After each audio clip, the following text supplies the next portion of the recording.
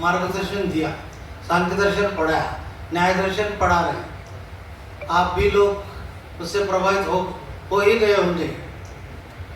तो स्वामी जी का धन्यवाद, उनके साथ जो सोमनाथ जी आए उनका धन्यवाद, और हमारे मित्र परम मित्र गायकवाड़ साहब, उनका भी मैं हृदय से आभारी हूँ कि उन्होंने हमारी विनंती से यहाँ पर पुणे से पधार के हमें मार्गदर्शन दिया। तो उसके लिए उनका भी धन्यवाद। आप सभी लोग यहाँ पे सुनने के लिए आए, यहाँ पे बैठे इतने 2 घंटे 2.5 घंटे, उसके लिए आप सभी का तहे दिल से आभार। आज इस पवित्र संभाजी नगर महानगर में सांख्य दर्शन, जो कि वैदिक आस्तिक दर्शनों में महत्वपूर्ण है, जिसकी रचना महर्षि कपिल ने की है, इस पुस्तक की मराठी भाषा में अनुवाद का लोकार्पण कार्यक्रम इस पवित्र सभागार में हुआ।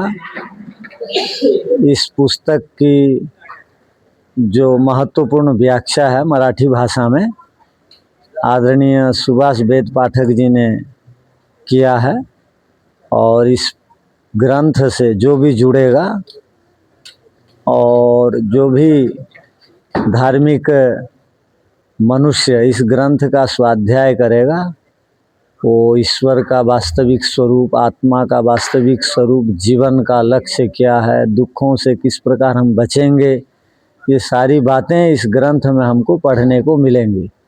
इसलिए सब हमारे आदर और सम्माननीय मराठी भाषा बोलने वाले धार्मिक और स्वाध्यायी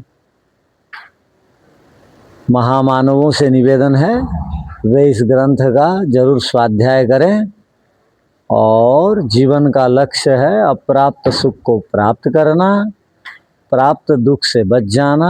इस लक्ष्य को वो इसी जीवन में प्राप्त करें, तब मनुष्य जीवन मिलना सार्थक होगा। सबको इस अवसर पर बहुत बहुत धन्यवाद। सांख्य दर्शन एक आस्तिक दर्शन है। इसमें महर्षि कपिल जी 6 अध्यायों में मनुष्य की उन्नति के लिए, दुखों से छूटने के लिए अनेक प्रकार के उपाय उन्होंने इस ग्रंथ में बताए हैं। सांख्य दर्शन उसका पहला ही सूत्र है, अथ त्रिविध दुख अत्यंत निवृत्ति अत्यंत पुरुषार्थ। 3 दुखों से अत्यंत निवृत्ति ही उसके लिए जो पुरुषार्थ करना है उस दर्शन में आगे बताया है। यह दर्शन हमें मोक्ष प्राप्ति के लिए साधनी ग्रंथ है। जैसा योग दर्शन है वैसा ही उसका जुड़ा भाई ये सांख्य दर्शन है। ये पुराना ग्रंथ है, पुराना दर्शन शास्त्र है। इसमें बहुत प्रकृति, आत्मा, परमात्मा, इन सभी की बातें इसमें बताई है। तो ये ग्रंथ पढ़ना बहुत अनिवार्य है, जरूरी है। हमारे कल्याण के लिए ये मोक्षदायी ग्रंथ है। ओम।